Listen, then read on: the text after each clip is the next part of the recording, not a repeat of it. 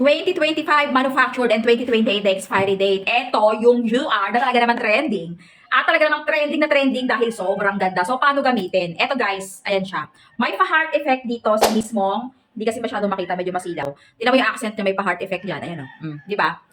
So, ito lang naman, isa sa mga ginagamit ko para at least mabawasan yung aking fine lines, especially yung aking eye bags. Oh, look at the difference, yung meron and the wala. Look at the wala and the meron. Sino ka dyan, be? Okay, so ayan yung appearance niyan, be. So eto guys, normally, nilalagay ko siya pagkatapos ko maligo, of course. Pagkatapos ko mag-cleansing ng aking face pack, so ayan yung nilalagay ko. So ito yung appearance niya. Sobrang ganda nito. Sobrang ganda at laking tulong para sa eye bags ko. Look at the different. Meron at wala. So gagawin ko na. Papantayin ko, be. Antayin natin yan. Antayin ko lang.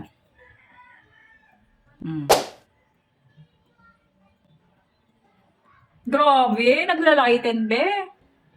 Grabe, be. Nag-looking fresh, be. Mukha pa ba akong walang tulog? Siyempre, hindi na, be. Ay, grabe. Bet ko to, be. Oh, gusto mo? Siyempre. Gusto mo yan. Deserve mo yan. Click mo na yan.